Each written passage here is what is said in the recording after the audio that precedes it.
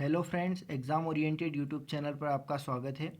यह लूसेंट जी के MCQ series का पार्ट 8 है। इससे पहले हम 7 पार्ट कंप्लीट कर चुके हैं। दोस्तों, यह वीडियो सीरीज़ लूसेंट की थ्योरी बुक को एमसीक्यू के फॉर्म में कन्वर्ट करने के लिए लाई गई है, क्योंकि थ्योरी को पढ़कर याद नहीं किया जा सकता। एमसीक्यू प्रैक्टिस करना बहुत ही ज़रूरी होता है। और दोस्तों, आगामी सभी प्रतियोगी परीक्षाओं के लिए, सभी कॉम्पिटिटिव एग्ज़ाम्स के लिए यह वीडियो सीरीज़ बहुत ही इंपॉर्टेंट है। इसलिए आप वीडियो को लाइक ज़रूर कर दें और शेयर कर दें, और चैनल को सब्सक्राइब नहीं किया है तो सब्सक्राइब कर दें। तो चलिए स्टार्ट करते हैं। फर्स्ट क्वेश्चन है हमारा, किस संप्रदाय के लोग नर कपाल किस संप्रदाय के लोग किस संप्रदाय के लोग नर कपाल में भोजन, जल, सूरापान करते हैं और साथ ही अपने शरीर पर चिता की भस्म मलते हैं। मतलब किस संप्रदाय के लोग हैं जो नर कपाल में भोजन करते हैं और उसमें जल और सूरापान करते हैं और अपने शरीर पे भस्म मलते हैं। तो इसका सही आंसर होगा कापालिक संप्रदाय। क्या होगा? कापालिक। जो शैव संप्रदाय है उसकी शैव संप्रदाय चार संप्रदायों में बटा हुआ है: पाशुपत, लिंगायत, कालामुख और कापालिक। तो उसमें से जो कापालिक संप्रदाय होता है वह नर कपाल में भोजन करते हैं।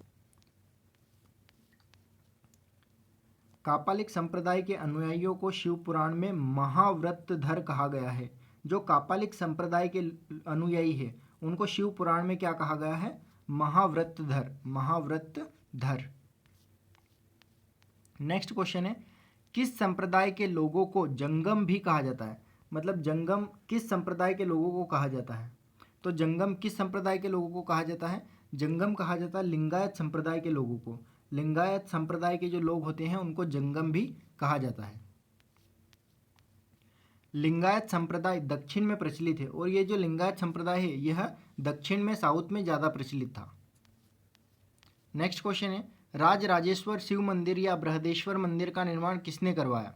राजराजेश्वर शिव मंदिर या बृहदेश्वर मंदिर। राजराजेश्वर शिव मंदिर को ही क्या बोलते हैं? बृहदेश्वर मंदिर बोलते हैं। तो इसका निर्माण किसने करवाया था? तो ऑप्शन है चालुक्य शासक तेलप द्वितीय, राष्ट्रकूट शासक दंतिदुर्ग, चोल शासक राजेंद्र प्रथम, चोल शासक राजराज प्रथम। तो इसका सही आंसर होगा चोल शासक राजराज प्रथम। चोल शासक जो राजराज प्रथम थे उन्होंने राजराजेश्वर शिव मंदिर या बृहदेश्वर मंदिर का निर्माण करवाया था। नेक्स्ट क्वेश्चन है, लिंगायतों का मुख्य धार्मिक ग्रंथ क्या था? जो लिंगायत थे, लिंगायतों का मुख्य धार्मिक ग्रंथ क्या था? तो लिंगायत जो है एक शैव संप्रदाय की एक शाखा है। तो इसका मुख्य धार्मिक ग्रंथ था शून्य संपादने। क्या था? शून्य संपादने इसका एक मुख्य धार्मिक ग्रंथ था लिंगायत संप्रदाय का। लिंगायत संप्रदाय के लोग शिवलिंग की उपासना करते थे, और जो लिंगायत संप्रदाय के लोग थे, नाम से ही स्पष्ट है, लिंगायत शिवलिंग की उपासना करते थे। नेक्स्ट क्वेश्चन है, बसव पुराण में लिंगायत संप्रदाय के प्रवर्तक किसे माना गया? जो बसव पुराण है, बसव पुराण में लिंगायत संप्रदाय के प्रवर्तक कौन है? लिंगायत संप्रदाय के प्रवर्तक कौन है? तो इसका ऑप्शन है अल्लभ प्रभु और बासव। ये बी और सी दोनों ही क्या है इसमें सही है। अल्लभ प्रभु और उनके शिष्य थे बासव। अल्लभ प्रभु और बासव, इन दोनों को ही बसव पुराण में लिंगायत संप्रदाय के प्रवर्तक माना गया है। लिंगायत संप्रदाय को वीर शिव संप्रदाय भी कहा जाता है। जो लिंगायत संप्रदाय है उसको वीर शिव संप्रदाय भी कहा जाता है, और ये जो है शिवलिंग की उपासना या शिवलिंग की पूजा करते हैं लिंगायत संप्रदाय के अनुयायी। नाथ संप्रदाय की स्थापना किसने की? तो नाथ संप्रदाय की स्थापना किसने की थी? मत्स्येंद्र नाथ ने नाथ संप्रदाय की स्थापना की थी। नाथ संप्रदाय का व्यापक प्रचार प्रसार बाबा गोरखनाथ के समय हुआ।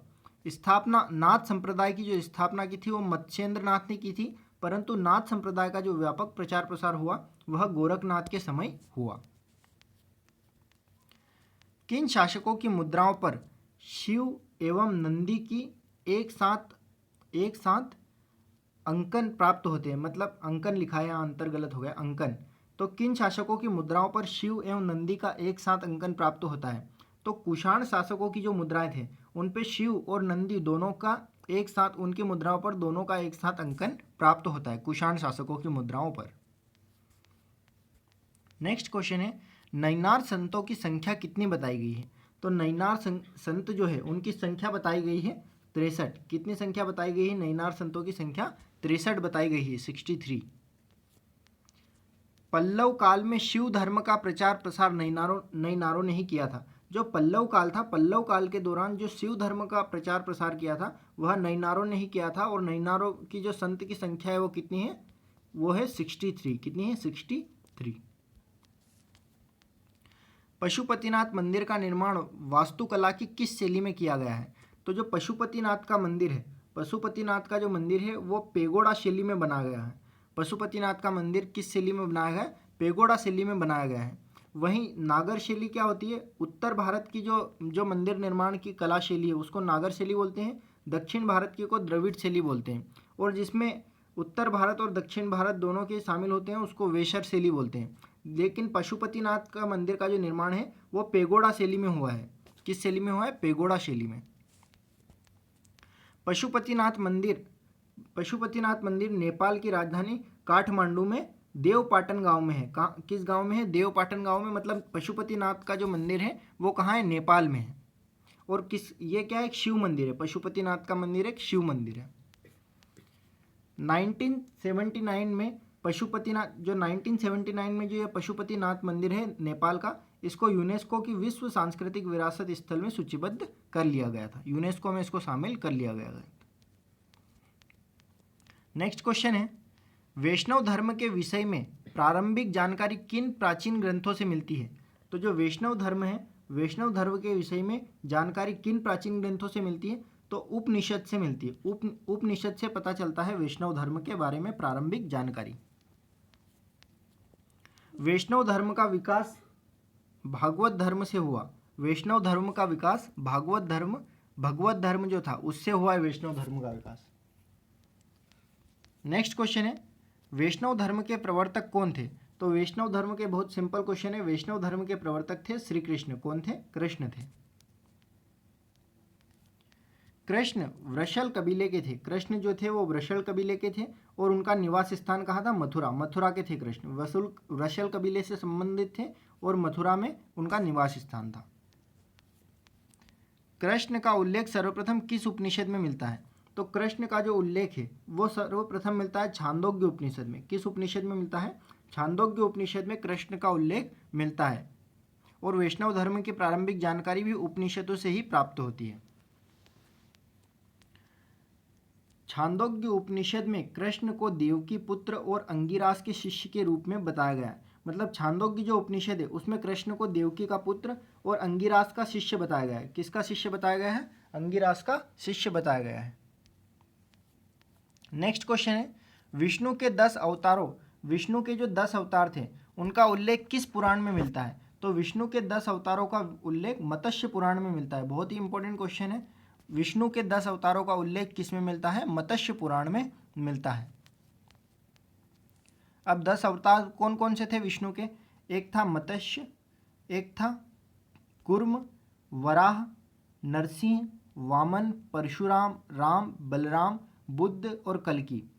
कौन कौन से थे एक बार और देख लीजिए। मत्स्य मतलब मछली होता है। कूर्म, वराह, नरसिंह, वामन, परशुराम, राम, बलराम, बुद्ध और कल्कि, ये सब किसके अवतार हैं? ये सब विष्णु के 10 अवतार हैं जिनको मत्स्य पुराण में बताया गया है। नेक्स्ट क्वेश्चन है, विष्णु के सुदर्शन चक्र में कितनी तीलियां? जो भगवान विष्णु का जो सुदर्शन चक्र है उसमें कितनी तीलियां? उसमें 6 तीलियां हैं। कितनी तीलियां हैं उसमें? 6 तीलियां हैं। नेक्स्ट क्वेश्चन है, पंचरात्र किन्हें कहा गया है? पंचरात्र किसको बोला गया है ये पूछ रहे हैं। तो शिव के उपासक को नहीं, नारायण के उपासक को। बिल्कुल सही कथन है। पंचरात्र किसे बोला गया है? नारायण के उपासक को। नारायण के जो पूजक होते हैं उनको बोला गया है पंचरात्र। नेक्स्ट क्वेश्चन है, सनक संप्रदाय के आचार्य कौन है? तो सनक संप्रदाय के आचार्य है निम्बार्क। कौन है? निम्बार्क। निम्बार्क को ही सनक संप्रदाय के आचार्य कहा जाता है। अब कुछ संप्रदाय है और उनके आचार्य है। जैसे वैष्णव संप्रदाय के कौन है? रामानुज। वैष्णव संप्रदाय के आचार्य कौन है? रामानुज। ब्रह्म संप्रदाय के आचार्य है आनंद तीर्थ। रुद्र संप्रदाय के वल्लभाचार्य और सनक संप्रदाय के हैं निम्बार्क। ये बहुत इंपॉर्टेंट है। सनक संप्रदाय के कौन है? निम्बार्क है। और वैष्णव संप्रदाय के कौन है? रामानुज। वैष्णव संप्रदाय के कौन है? रामानुज।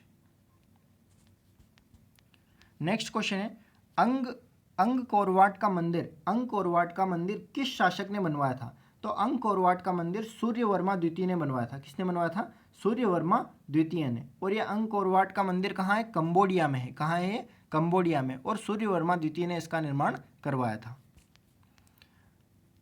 अंगकोरवाट का मंदिर कहाँ है? कंबोडिया में है और भगवान विष्णु को समर्पित है। किसको समर्पित है? अंगकोरवाट का मंदिर भगवान विष्णु को समर्पित है और वहाँ भगवान विष्णु की 10.5 फीट की ऊंची प्रतिमा है। वहीं क्या है? भगवान विष्णु की एक प्रतिमा है। नेक्स्ट क्वेश्चन है, बरकारी संप्रदाय के संस्थापक कौन है?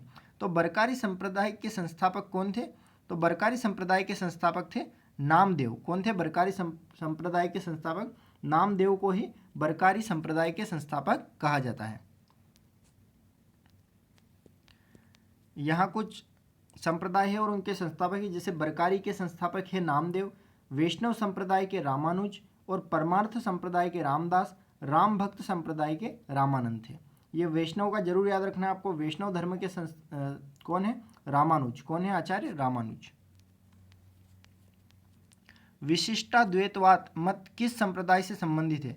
तो विशिष्टाद्वैतवाद जो मत है वो किससे संबंधित है? तो वह वैष्णव संप्रदाय से संबंधित है। विशिष्टाद्वैतवाद किस का जो मत है वो किस संप्रदाय से है? तो वह वैष्णव संप्रदाय से संबंधित है। और इसके वैष्णव संप्रदाय के कौन है आचार्य? तो रामानुज है। कौन है? रामानुज। यहाँ जैसे कुछ दिए हुए मत, तो वैष्णव संप्रदाय का मत विशिष्टाद्वैतवाद, ब्रह्म संप्रदाय का द्वैत मत, रुद्र संप्रदाय सुदात द्वैत मत, सनक संप्रदाय का द्वैत मत सनक संप्रदाय। और सनक संप्रदाय के आचार्य कौन है? निम्बार्क है। कौन है? निम्बार्क। इस्लाम धर्म के संस्थापक कौन थे? तो इस्लाम धर्म के संस्थापक थे मोहम्मद हजरत साहब। हजरत मोहम्मद साहब जो थे वो इस्लाम धर्म के संस्थापक थे।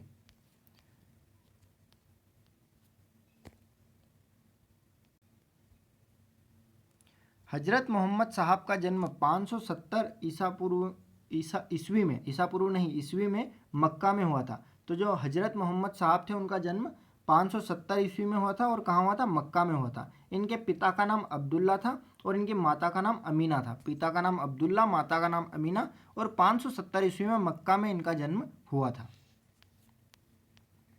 हजरत मोहम्मद साहब के संबंध में सत्य कथन का चयन कीजिए। तो सत्य कथन का चयन करना है। मोहम्मद साहब का लालन पालन उनके चाचा अबू तालिब ने किया। तो बिल्कुल सही कथन है। मोहम्मद साहिब है उनका लालन पालन किसने किया? उनके चाचा थे अबू तालिब। अबू तालिब ने उनका लालन पालन किया। नेक्स्ट है, मोहम्मद साहब को 610 ईस्वी में मक्का के पास हीरा नामक गुफा में ज्ञान की प्राप्ति हुई। तो जो मोहम्मद साहब थे उनको 610 ईस्वी में मक्का के पास हीरा नामक गुफा में ज्ञान की प्राप्ति हुई। तो ये भी कथन एकदम सत्य है। ये याद रखना कि उनको ज्ञान की प्राप्ति कहाँ हुई? हीरा नामक गुफा में हुई और 610 ईस्वी में।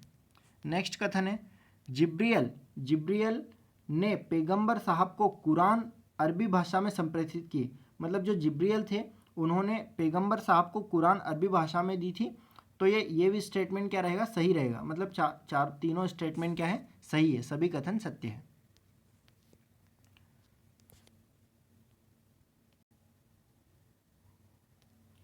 मोहम्मद साहब की पुत्री का नाम फातिमा एवं दामाद का नाम अली था। मोहम्मद साहिब की जो पुत्री थी उसका नाम क्या था? फातिमा, और दामाद का नाम था अली। क्या नाम था? अली। पैगंबर द्वारा मक्का से मदीना की यात्रा इस्लाम जगत में मुस्लिम संवत या हिजरी संवत के नाम से जानी गई। कब की गई? मतलब जो मक्का से मदीना की यात्रा थी वो पैगंबर साहब ने कब की थी? तो यह जो मक्का से मदीना की यात्रा है इसको मुस्लिम संवत या हिजरी संवत के नाम से भी जाना जाता है। तो इसकी जो पैगंबर साहब ने यात्रा की थी वो कब की थी? वह की थी 24 दिसंबर 622 ईस्वी में। 24 दिसंबर 622 ईस्वी में मक्का से मदीना की यात्रा पैगंबर साहब ने की थी। नेक्स्ट क्वेश्चन है, नमाज के दौरान मुसलमान मक्का की तरफ मुंह करके खड़े होते हैं। भारत से मक्का किस दिशा में? मतलब जब नमाज पढ़ते हैं मुसलमान तो मक्का की तरफ मुंह करके खड़े होते हैं। तो भारत से मक्का की दिशा किस तरफ पड़ती है? तो पश्चिम दिशा में पड़ती है। भारत से जो मक्का की दिशा है वो क्या है, पश्चिम दिशा। मक्का की ओर की दिशा को किबला कहा जाता है, मतलब मक्का की जो दिशा है, मक्का की ओर की जो दिशा है उसको क्या बोला जाता है, किबला कहा जाता है। क्या कहा जाता है, किबला। इस्लाम धर्म का पवित्र ग्रंथ कुरान है, इसमें कितने अध्याय है, मतलब इस्लाम धर्म का पवित्र ग्रंथ क्या है, कुरान है। क्या है इस्लाम धर्म का पवित्र ग्रंथ, कुरान है। और इसमें अध्याय है 114 अध्याय। कितने अध्याय है इसमें, 114 अध्याय है।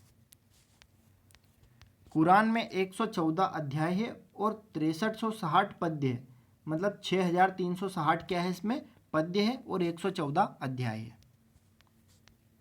नेक्स्ट क्वेश्चन है, सर्वप्रथम पैगंबर साहब का जीवन चरित्र, जो मोहम्मद पैगंबर साहब है उनका जीवन चरित्र किसने लिखा था। तो उनका जीवन चरित्र किसने लिखा था, इब्न इशाक ने। किसने लिखा था, इब्न इशाक ने। ये तो उनके दामाद थे अली, और ये उनका पुत्र था हुसैन, जबकि उनके जीवन चरित्र का उल्लेख किसने किया था, इब्न इशाक ने।